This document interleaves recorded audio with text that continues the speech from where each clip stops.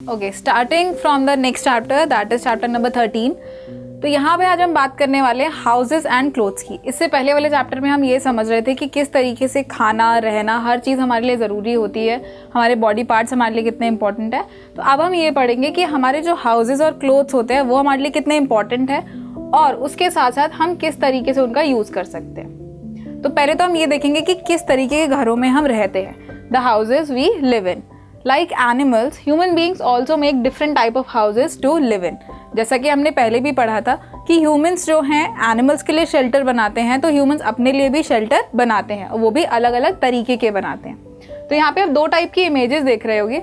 एक है proper house जो कि एक सिंगल न्यूट्रल हाउस है, और यहाँ आप एक इमेज देख रहे होगे जो कि एक प्रॉपर बिल्डिंग का है, जिसे कि हम फ्लैट सिस्टम कहते हैं आज के टर्म्स में अगर देखा जाए, तो जहाँ पे लोग अलग अलग फैमिलीज में अपने अलग अलग फ्लैट्स में रहते हैं। तो ये दो तरीके से आपको बताया गया है कि कहाँ कहाँ पे हम ये देख सकते हैं डिफरेंशिएशन ऑफ हाउसेज, कि ह्यूमंस जो है किस तरीके से अलग अलग कैटेगरीज में अलग अलग तरीके के घरों में रहते हैं। Some houses like bungalows are big while some houses are built together in a multi storey buildings. जैसा हमने इमेजेस में देखा, this is a multi storey building and this is a bungalow.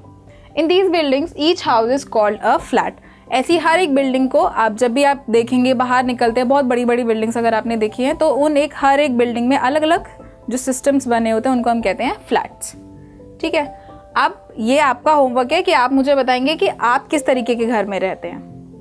Now will see कि किस तरीके से जो हमारे घर बने होते हैं वो हमारे लिए यूजफुल कैसे हैं। Our house are useful place. हम जहाँ भी रहते हैं हम हमेशा कंफर्ट लेवल ढूंढते हैं कि हम कहाँ पे आराम से रह सकते हैं, हमें हर चीज़ वहाँ पे प्रोवाइड होती है अच्छे से या नहीं होती, तो हम उसी के बारे में पढ़ेंगे।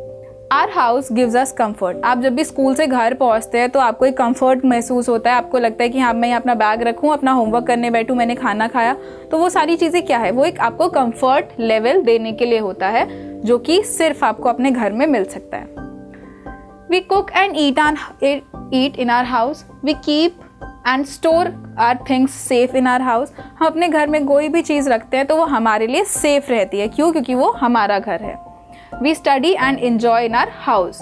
तो हम अपने घर में हर वो चीज़ करते हैं जिससे हमें खुशी मिलती है, जहाँ पे हम कंफर्ट महसूस करते हैं, और उसके साथ साथ हमें वहाँ पे रहने में, अपनी फैमिलीज़ के साथ रहने में अच्छा लगता है और मज़ा आता है। An ideal house must contain. अब यहाँ पे हम बात करते हैं कुछ रूल्स एंड रेगुलेशंस की, कि हमारे घर में एक्चुअली में क्या क्या चीज़ें होनी चाहिए।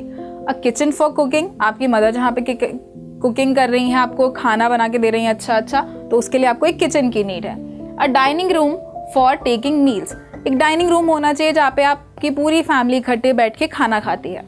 A couple of bedrooms for rest and sleep. आपके घर में बेडरूम भी होना चाहिए जहाँ पे आप आराम से सो सकते हो, आराम से बैठ के अपने काम कर सकते हो। अ study room for reading and writing. एक स्टडी रूम होना चाहिए जहाँ पे आप बैठ के आराम से अपनी पढ़ाई करोगे, होमवर्क करोगे, अपनी बाकी सारी एक्टिविटीज़ परफॉर्म करोगे। A drawing room for entertaining the guest.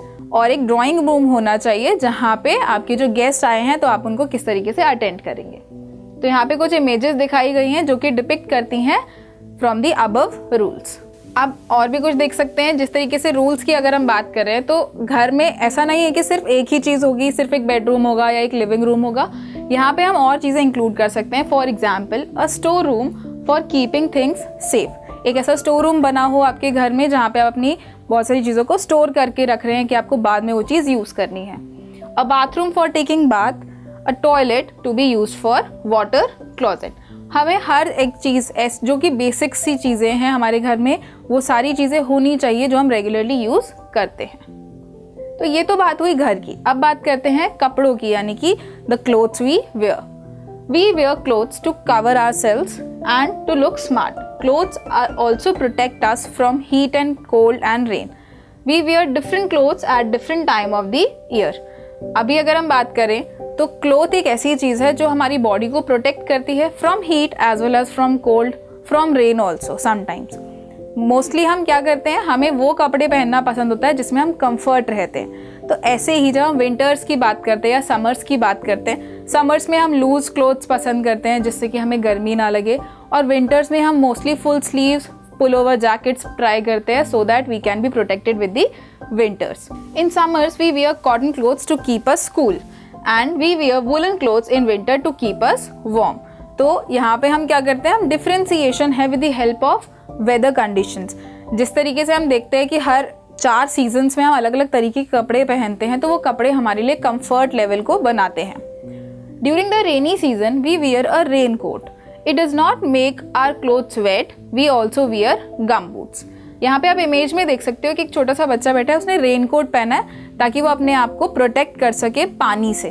तो रेन कोट एक ऐसी चीज है जो कि रेनी सीजन्स में यूज होती है। नाउ विल कम अप कि क्लोथ्स जो है बनते कैसे हैं। हर एक चीज एक रॉ मटेरियल से बन के एक प्रोडक्ट में आती है, तब जाके हमारे तक पहुंचती है। तो वो सारी चीजें कहाँ से आ रही हैं, तो अभी हम ये समझेंगे कि क्लोथ जो है, जो हम पहन के नॉर्मली अपने एरियाज में घूमते हैं, जो हमारे लिए कंफर्ट लेवल बनता है, वो किस मटेरियल से बन रहा है। Clothes are made up of different materials, all these materials also obtained from animals और plants.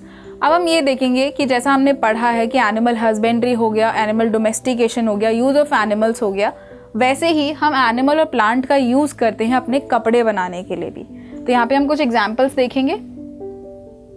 We get wool from the fur on a sheep's body. Sheep जो होती है, शीप एक एनिमल है जिसकी बॉडी से वूल को निकाला जाता है और उसके बाद उसको फर्मेंटेशन के बाद धीरे धीरे एक प्रोसेस के बाद उसको एक प्रॉपर वूल में थ्रेड में बनाया जाता है, जिससे कि हम स्वेटर्स बना के पहनते हैं। Wool is use to make sweaters, jackets, mufflers which protect us in winters. We get leather from the skin of snake, camels, etc.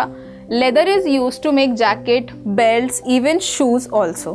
तो ऐसे भी एनिमल्स का हम यूज़ करते हैं, जैसे हमने वूल का यूज़ किया शीप से, हमने स्नेक और कैमल की स्किन का यूज़ किया लेदर बनाने के लिए, जो कि हम रेगुलर बेस पे पहनते हैं, जैकेट्स पहनते हैं, शूज़ पहनते हैं। We get cotton from cotton plant. Cotton is use to make dress, frock, pant and skirts.